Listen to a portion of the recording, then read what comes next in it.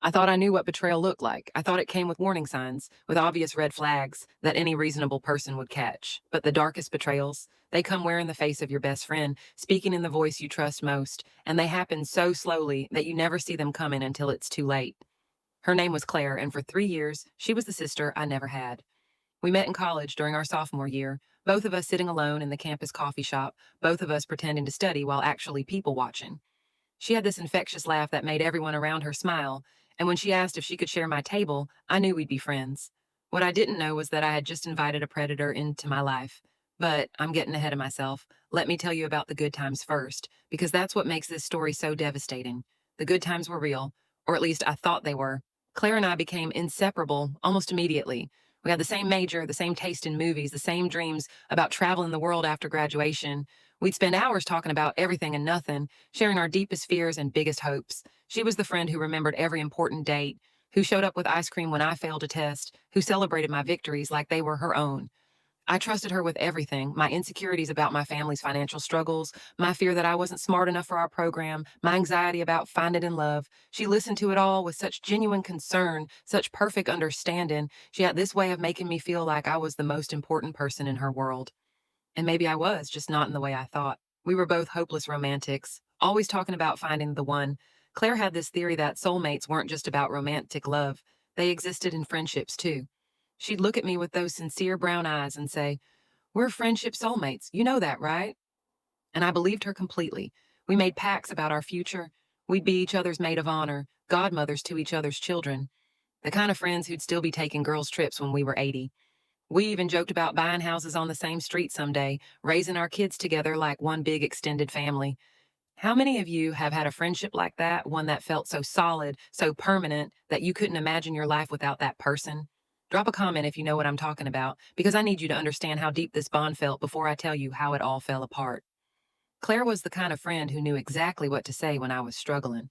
When my parents were fighting and I couldn't concentrate on my studies, she'd bring me care packages and sit with me while I cried. When I was nervous about a presentation, she'd practice with me until I felt confident.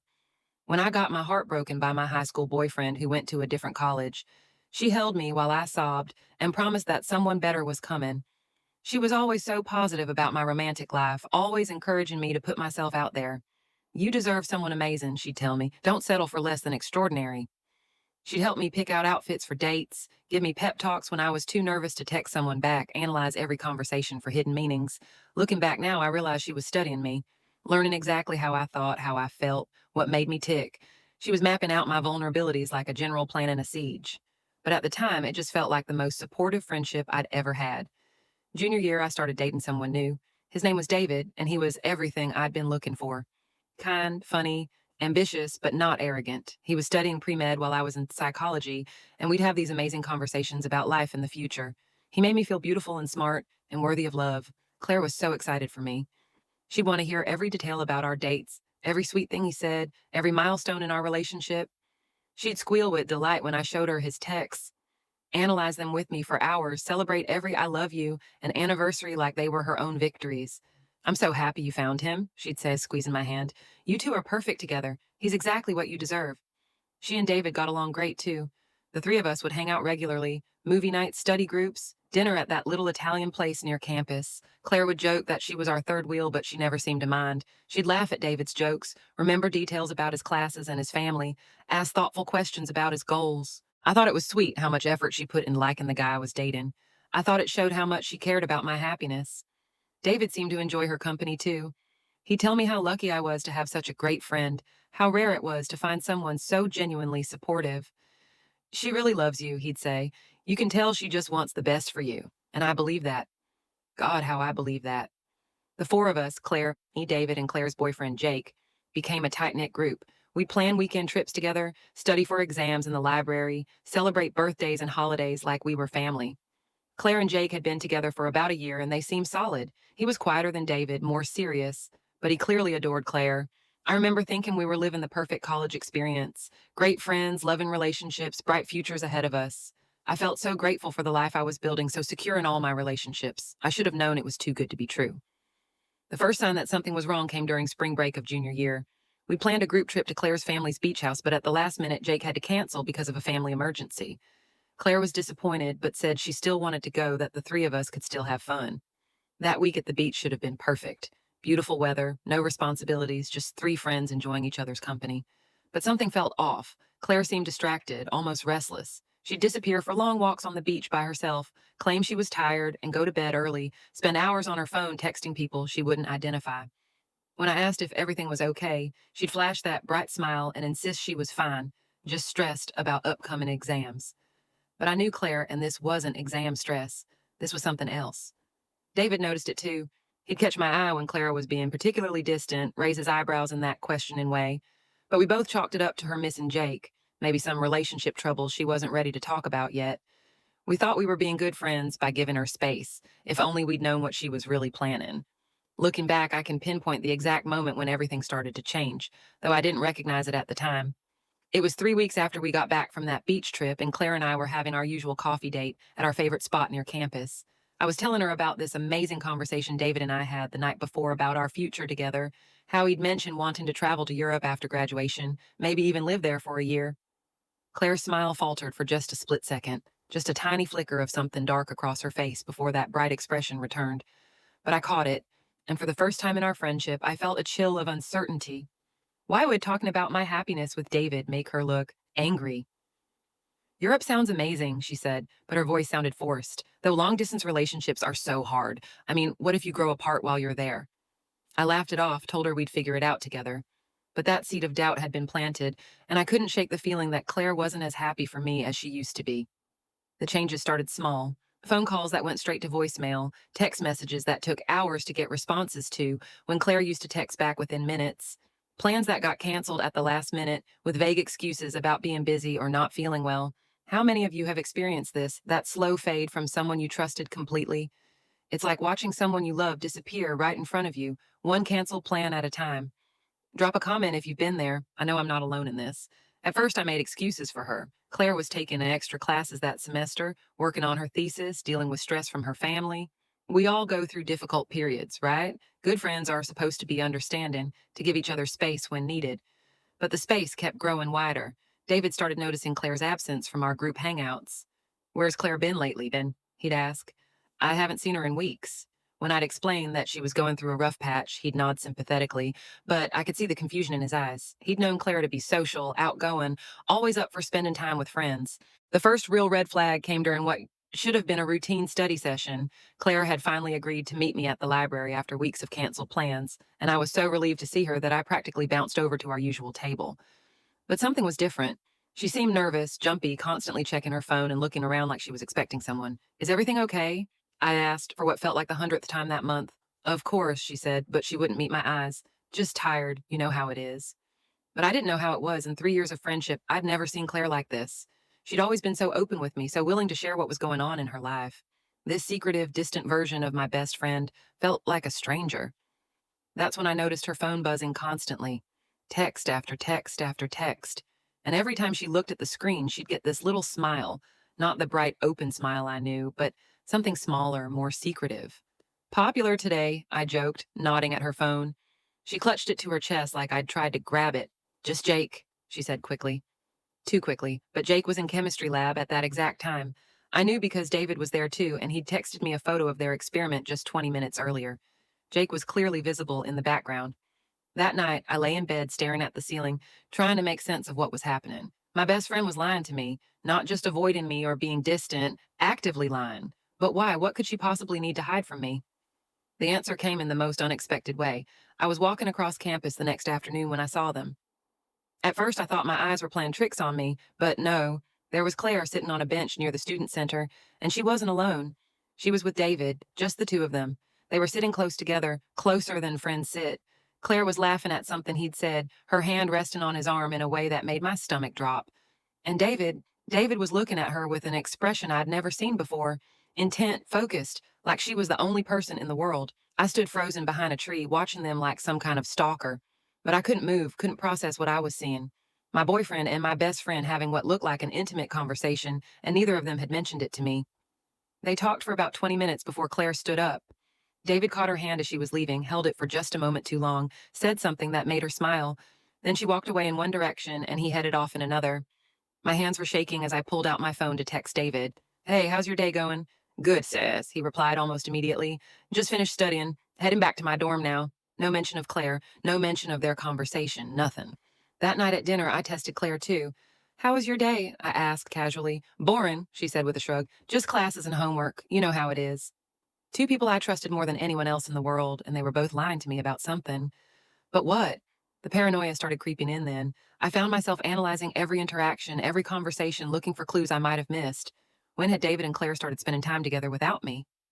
How long had this been going on? I started paying closer attention to their behavior when the three of us were together. The way Claire would laugh just a little too hard at David's jokes. The way David would ask her opinion on things, seek her approval in ways that seemed new. The way they'd sometimes share these quick glances when they thought I wasn't looking. How had I missed this? Was I losing my mind, or was something really happening between them? The worst part was the isolation. I couldn't talk to Claire about my suspicions because she was part of them. I couldn't talk to David because he was the other part. And I couldn't talk to anyone else because it felt like a betrayal of both of them. What if I was wrong? What if I was reading too much into innocent interactions? But the evidence kept mounting. Claire started canceling plans with me, but posting Instagram stories from places around campus. She was out, she was social, she just wasn't including me anymore. And when I'd run into her unexpectedly, she'd seem startled, like she'd been caught doing something wrong. David's behavior changed too. He became more critical of little things I did, more distant during our conversations. He'd space out when I was talking, like his mind was somewhere else entirely. Our physical intimacy decreased. He'd make excuses about being tired or stressed, but I'd see him later looking perfectly energetic, with friends. The breaking point came 3 weeks later. I was having a particularly rough day, failed an important exam, got into an argument with my roommate, was feeling generally overwhelmed by life. All I wanted was to talk to my best friend, to get some of that comfort and support that Claire had always provided so generously. I called her, straight to voicemail. I texted her. No response for hours. Finally, desperate for some kind of human connection, I decided to just show up at her dorm room. We'd done this for each other countless times over the years, appeared at each other's doors with ice cream or tissues, or just a willing ear. I climbed the stairs to her floor, rehearsing what I'd say about my terrible day, already feeling a little better, just knowing I'd see her soon. Claire always knew how to put things in perspective, how to make me laugh when I was feeling sorry for myself. But when I rounded the corner toward her room, I saw her door was open, and I heard voices inside. Familiar voices. Claire was laughing about something, and a man was laughing with her. A man who sounded exactly like. I crept closer, my heart hammering so hard I was sure they'd hear it. And there, through the crack in the door, I nicked them. Claire and David sitting on her bed, takeout containers spread between them like they'd been there for hours. They looked comfortable, intimate, like this was a regular occurrence. David was telling some story, gesturing animatedly, and Claire was hanging on every word with the kind of attention she used to give me. I can't believe she actually thought that, David was saying. And they both burst into laughter. They were talking about me. I was sure of it. The way they glanced toward the door, the guilty edge to their amusement, they were discussing me like I was some kind of joke they shared. I backed away from the door, my chest tight with something that felt like drowning. My best friend and my boyfriend, together in her room, sharing meals and secrets and laughter. Everything I thought I knew about my life, everything I thought was solid and real, crumbled in that moment. But I still didn't understand how deep this betrayal went. I still thought maybe there was an innocent explanation, maybe I was misreading the situation. I had no idea that what I'd just witnessed was only the tip of the iceberg. The real truth was so much darker than anything I could have imagined. I couldn't sleep that night. Every time I closed my eyes, I saw them sitting together on her bed, sharing that intimate moment while I stood in the hallway, like an outsider to my own life. By morning, I'd made a decision. I had to know what was really going on, even if the truth destroyed everything I thought I knew about the people I loved most. I started paying attention in ways I never had before. Real attention, the kind that hurts because you're seeing things you spent years unconsciously ignoring. Over the next few days, I became a detective in my own life. I noticed that when Claire said she was busy, David would often be mysteriously unavailable too. When she claimed to be at the library, he'd mention studying alone. Their schedules seemed to mirror each other in ways that couldn't be coincidental. But the real breakthrough came when I was helping my roommate move some boxes and found an old phone she'd forgotten about. It still worked, and more importantly, it had a different number than my regular phone. For the first time in weeks, I had a way to reach out to people without them knowing it was me. I created a fake social media account and started looking at Claire's online activity more carefully. What I found made my blood run cold. She'd been posting stories and photos that didn't match what she'd been telling me about her life.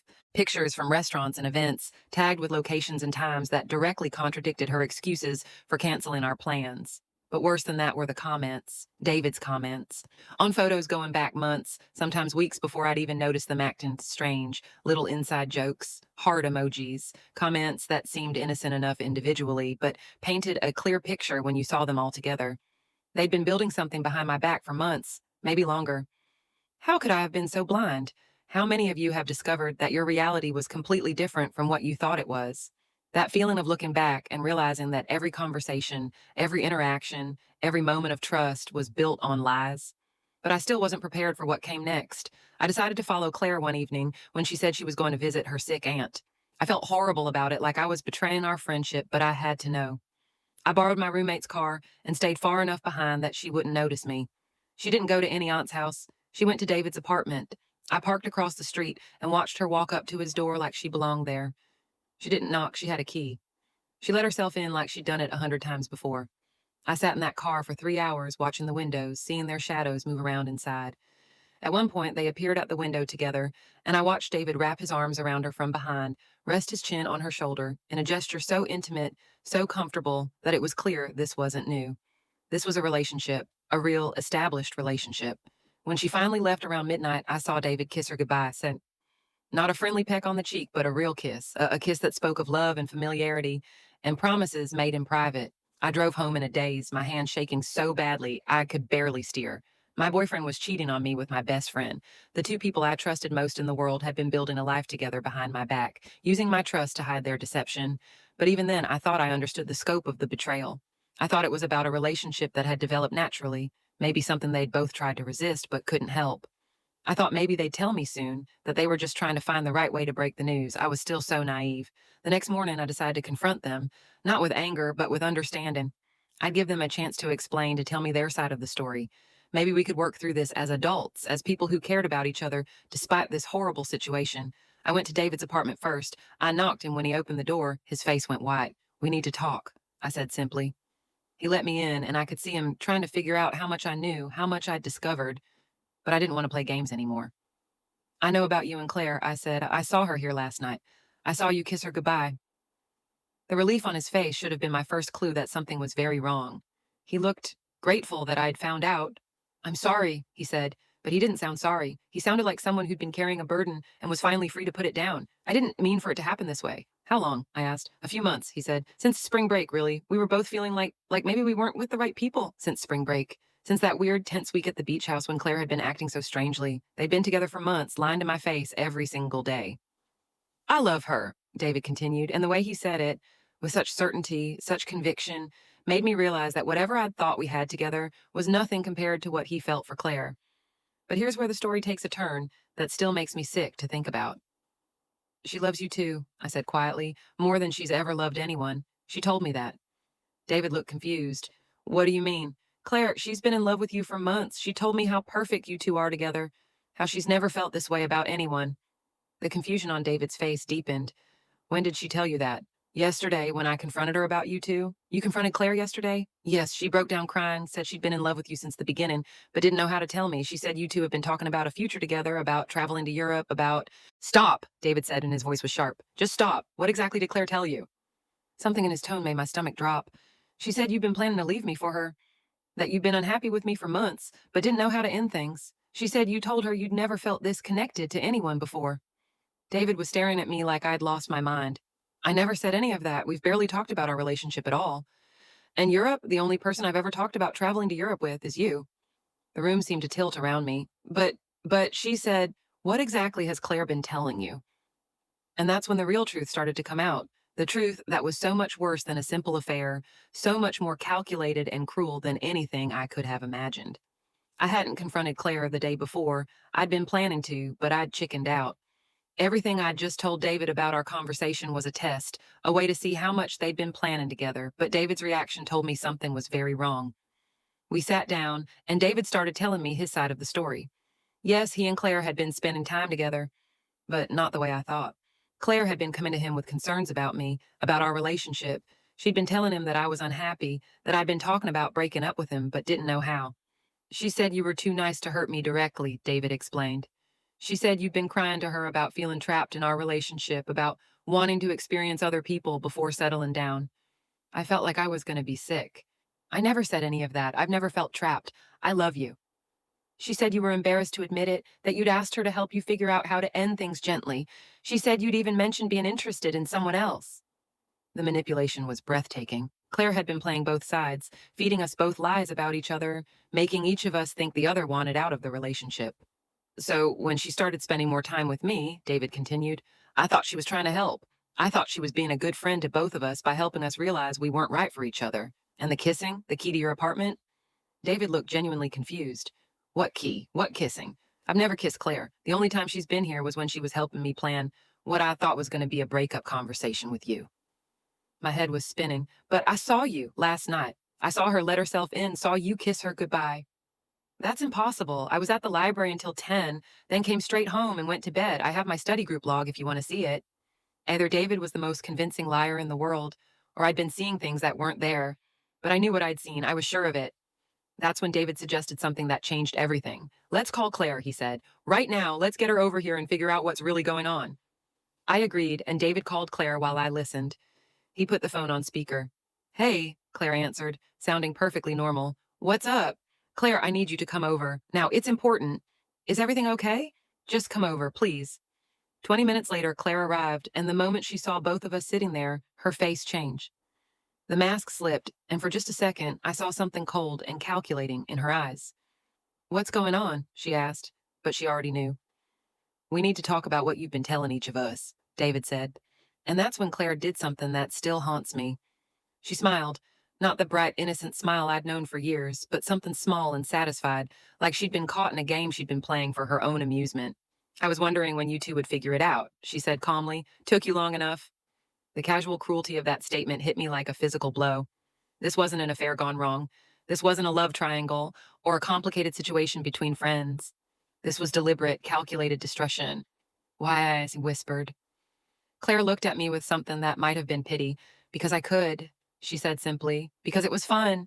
Because you were both so easy to manipulate that it became like a game. She sat down across from us, perfectly comfortable, like she was discussing the weather. Do you want to know how long I've been doing this? She asked. Not just with you two, but with everyone in your life? The room went completely silent. Your ex-boyfriend from high school, the one who broke your heart right before college. I found his Instagram, messaged him as a concerned friend, told him you'd been talking about other guys. He broke up with you because he thought you were cheating. My hands were shaking. That's not, you wouldn't, your friendship with Amy from our dorm sophomore year, the one who suddenly started acting cold and eventually stopped talking to you? I told her you'd been making fun of her behind her back, saying cruel things about her appearance and her family's money problems. Amy? Sweet, insecure Amy, who'd been so hurt when our friendship fell apart. I'd never understood why she'd turned against me so suddenly.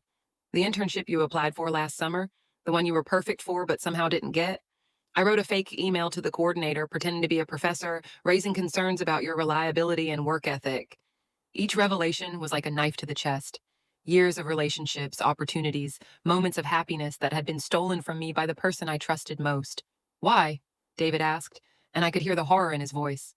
Claire looked at him like he'd asked something obvious. Because she's weak, she said matter-of-factly. Because she's always been weak, and weak people deserve what happens to them.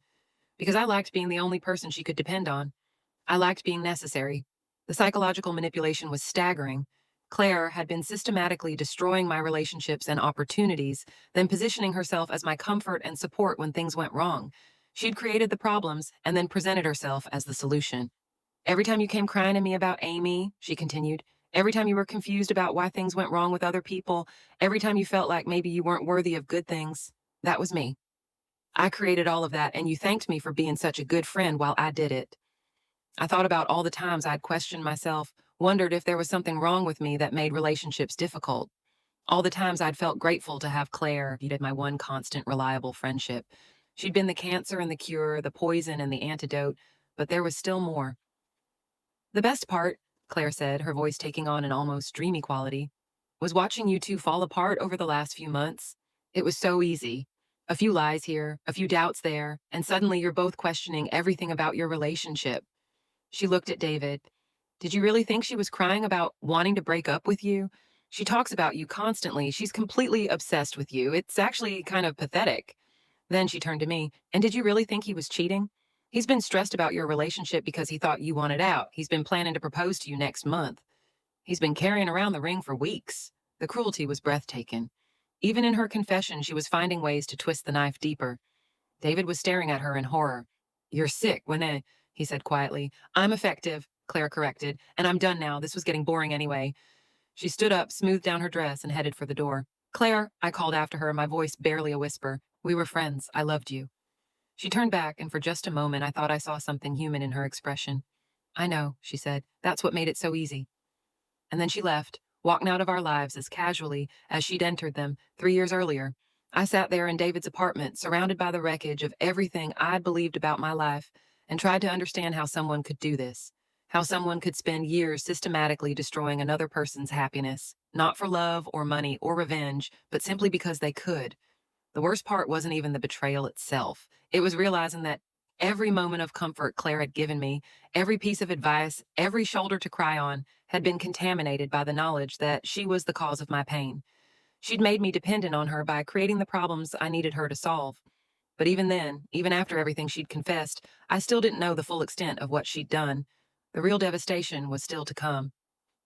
The weeks after Claire's confession were some of the darkest of my life. David and I tried to rebuild what she'd broken, but the damage went deeper than either of us had realized. Every conversation felt fragile, every moment of doubt magnified by the knowledge of how easily we'd been manipulated. We'd look at each other and wonder how much of what we felt was real, and how much was a reaction to her lies. We went to counseling together, spent hours talking through the timeline of her manipulation, trying to separate truth from fiction.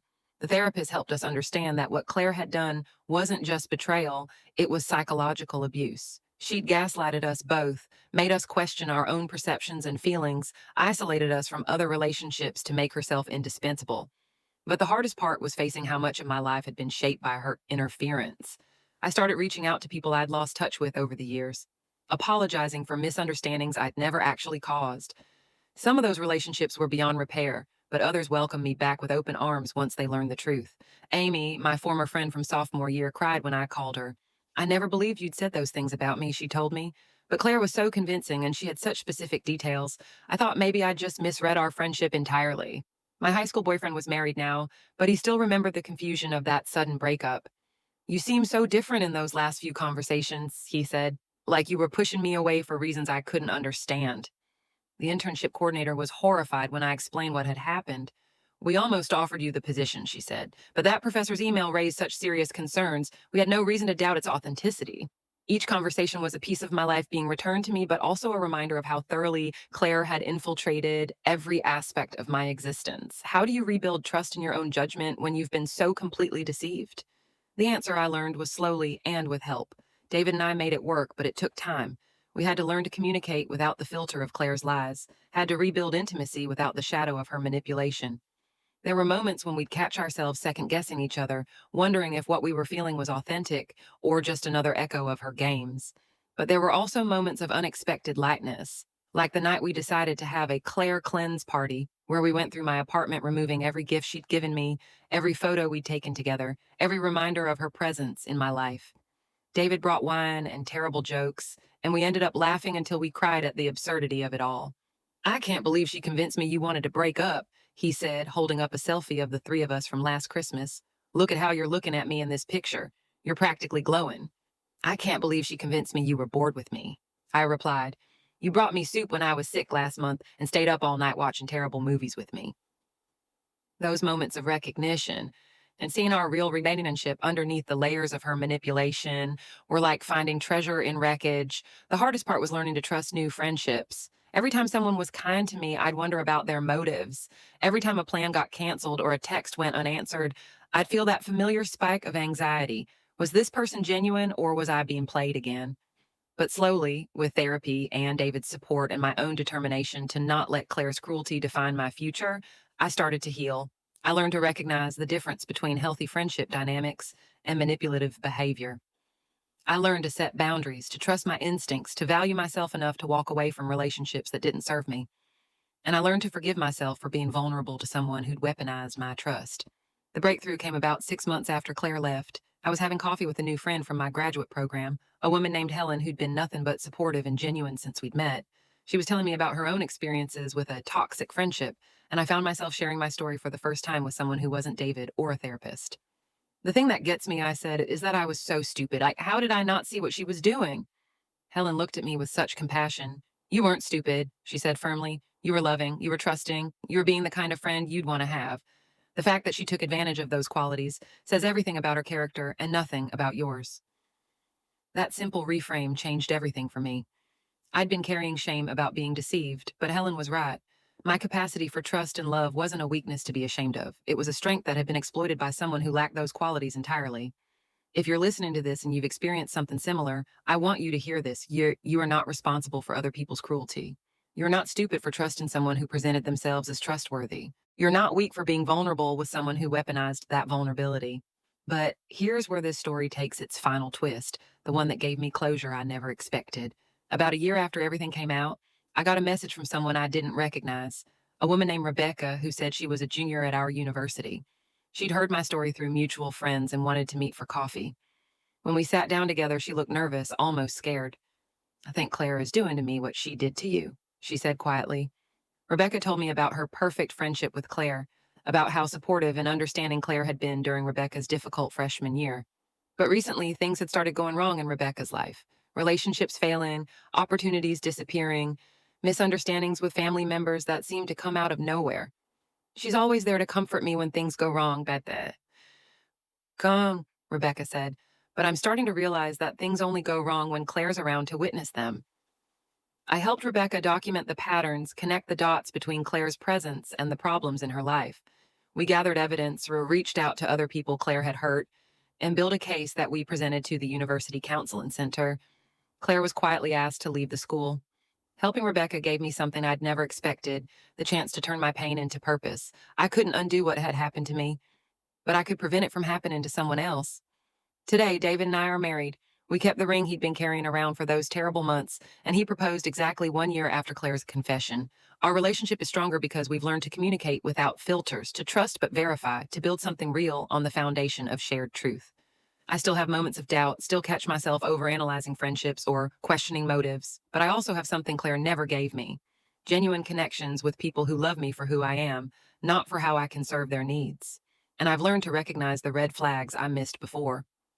The love bombing followed by withdrawal, the isolation from other relationships, the positioning of themselves as your only source of comfort and support. If someone in your life is the common denominator in your problems, pay attention. If someone seems to thrive on your dependence, be careful. If someone's support comes with strings attached or makes you feel smaller rather than stronger, trust that instinct. You deserve relationships that build you up, not tear you down. You deserve friends who celebrate your victories without secretly undermining them. You deserve love that doesn't come with manipulation. And if you've been where I was, if you've survived this kind of betrayal, know that you're stronger than you think. The very qualities that made you vulnerable to someone like Claire, your capacity for love, your willingness to trust, your desire to see the best in people, those are gifts, not weaknesses. Don't let someone else's darkness dim your light. The best revenge against people like Claire that isn't becoming like them, it's healing, growing, and refusing to let their cruelty change who you are at your core. That's how you really win.